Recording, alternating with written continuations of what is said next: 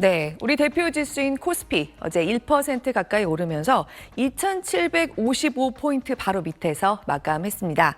지난 3월 26일에 기록했던 올해 최고가에서 딱 2포인트 모자라는 수준까지 바짝 다가섰습니다.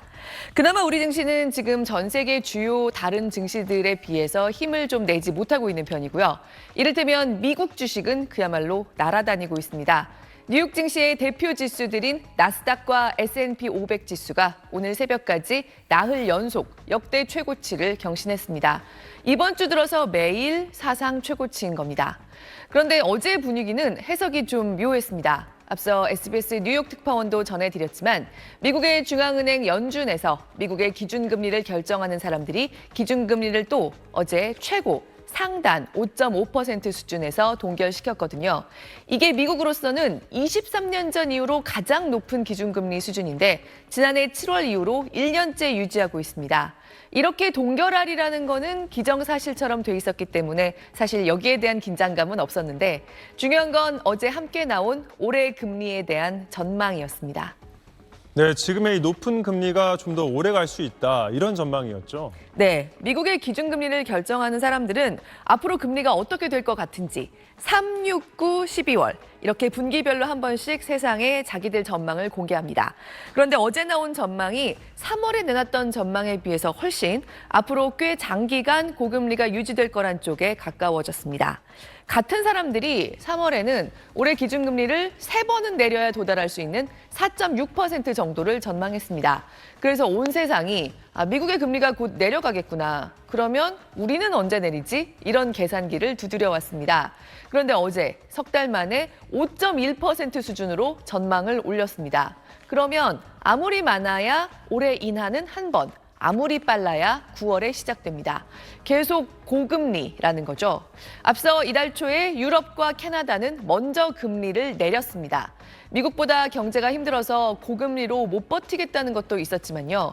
미국이 올해 3번은 내린다는 수준의 전망을 지난 연말 이후로 유지하면서 미국도 곧 내리겠지 고려한 점도 어느 정도 작용했습니다. 그런데 미국의 기준금리를 결정하는 사람들은 우리는 아직 좀 약간 주저하는 모습을 어제 보인 거죠. 아무래도 금리가 내려가야 사람들이 돈을 가지고 이것저것 좀 더 뭔가 합니다. 저축해봤자 이자를 많이 못 받으니까 가지고 나와서 주식 투자도 하고 기업들도 투자를 더 하고요. 그래서 주식시장, 자산시장에선 당분간 고금리가 더 이어질 거란 얘기가 긍정적으로 들리기 힘듭니다. 그런데 간밤에 뉴욕 증시는 나흘 연속 최고치, 그리고 좀처럼 힘을 내지 못하던 우리 증시까지 연 고점에 가까워진 겁니다. 네, 금리도 그렇고 이 주식시장에 그렇게 좋은 상황만은 아닌데 이렇게 오르는 이유가 따로 있겠죠. 네, 크게 두 가지 요인을 얘기합니다. 하나는 어제 미국의 기준금리 결정 회의만큼 사람들이 눈여겨본 발표가 하나 더 있었다는 것. 그리고 두 번째는 지금의 AI 붐입니다. 어제는 미국의 5월 소비자 물가 지수도 함께 나왔습니다. 그러니까 물가 상승률이 낮아지는 모습이 뚜렷했습니다. 이런 지표가 몇 번만 더 되풀이되면 다시 금리를 낮추자는 분위기가 커질 수 있습니다. 게다가 물가 발표와 금리 결정이 겹치는 날이 원래 별로 없습니다. 이번에도 2020년 6월 이후 4년 만에 처음이었습니다. 금리 전망 직전에 나온 이 둔화된 물가 지표가 회의에서 반영이 충분히 안 됐나 보다. 그런 분위기도 컸습니다. 두 번째로 어제 증시는 사실 AI 대기업과 관련 수혜 기업들 때문에 많이 오른 거였습니다. 돈값이 이자가 좀 비싸더라도 돈을 구하는데 어려움이 없는 기업들입니다. 금리의 영향을 많이 받는 중소기업들은 미국 증시에서도 좀 하락하거나 상승폭을 사실 줄였습니다. 그만큼 AI 열풍이 금리 분위기를 뛰어넘을 정도로 거세다는 겁니다. 앞으로 관건은 그러면 우리나라입니다. 미국이 올해 금리를 한 번 내리든 두 번 내리든 우리는 어떻게 할까? 지금 우리도 반도체 수출은 호조지만 전반적으로는 내수를 포함해서 경제에 부담이 큰 상황입니다. 미국이 내리면 얼마 지나지 않아 내리는 모습이 나타날 거란 예상이 큽니다. 미국이 금리 인하를 하면 그러고 나서 좀 지켜보겠다 그렇게 할 가능성이 크거든요. 한은도 아마 한 4분기 정도에 한 10월 정도에 인하에 동참하지 않을까. 미국 중앙은행 연준이 기준금리 결정 회의를 열고 금리를 다시 한번 5.3% 수준에서 동결했습니다. 동시에 석 달에 한번 내놓는 올해 금리 전망치를 바꿨습니다. 연준위원 19명이 각자 생각하는 올해 말 금리 수준을 점 하나씩을 찍어서 표현하는 점도표를 내놨는데 올해 한 번만 금리 인하가 있을 거라고 내다본 겁니다.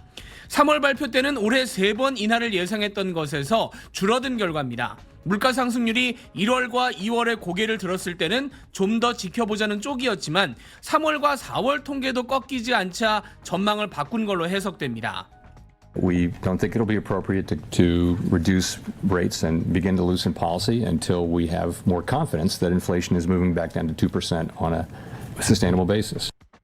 그런데 주식시장은 다시 한번 최고치를 바꿔가면서 상승했습니다. 나스닥은 1.53%, S&P 500도 0.85% 올랐는데 금리 발표 전에 5월 물가 상승률이 좋게 나온 부분이 영향을 미친 걸로 해석됩니다. 5월 물가 상승률은 3.3%로 4월 상승률이나 전문가들 전망치보다 0.1%포인트 낮게 나왔는데 파월 의장도 긍정적인 평가를 내놓으면서 9월엔 금리를 내릴 거란 전망이 퍼졌습니다. If we were to get more readings like today's reading, then of course that wouldn't be the case. We welcome today's reading and hope for more like that. 단기적으로 9월까지 석 달 동안 미국의 물가와 일자리 통계가 어떻게 나오는지에 따라서 연준의 다음 행보가 결정될 것으로 보입니다. 뉴욕에서 SBS 김범주입니다. 물가 상승을 압박하는 미국의 노동시장 과열이 여전한 걸로 나타났습니다.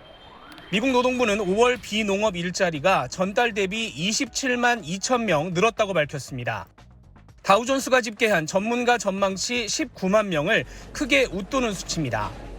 의료와 정부 부문, 여가 접객 등의 업종이 전체 고용 증가를 이끌었습니다. 실업률은 4%로 4월 3.9%보다 0.1%포인트 올랐고 전문가 예상치 3.9%를 넘었습니다. 5월 실업률은 지난 2022년 1월 4%를 기록한 이후 2년 4개월 만에 가장 높은 수준입니다. 앞서 지난 4월 고용 증가폭은 16만 5천 명으로 1월부터 3월까지 수치에 비해 크게 줄면서 노동시장 과열이 냉각되는 것 아니냐는 기대를 높인 바 있습니다. 고용시장이 강세를 보이면서 미국 연준이 금리 인하를 늦출 거란 전망이 커지고 있습니다.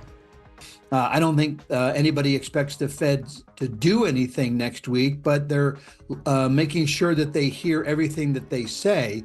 And if there is a change in inflection, change in tone, emphasis, etc., then that could be a hint. 4.2%대까지 떨어졌던 10년 만기 미국 국채 금리가 4.4%를 넘어서는 등 시장 금리는 급등했습니다. 달러화도 강세를 보이면서 역외시장에서 달러화에 대한 원화 환율은 15원 이상 오르기도 했습니다. 주식시장은 소폭 하락했습니다. 다음 주 연준 회의에서 금리 결정과 함께 금리 예측표 등 전망을 내놓을 예정이어서 시장에 관심이 쏠리고 있습니다. 뉴욕에서 SBS 김범주입니다.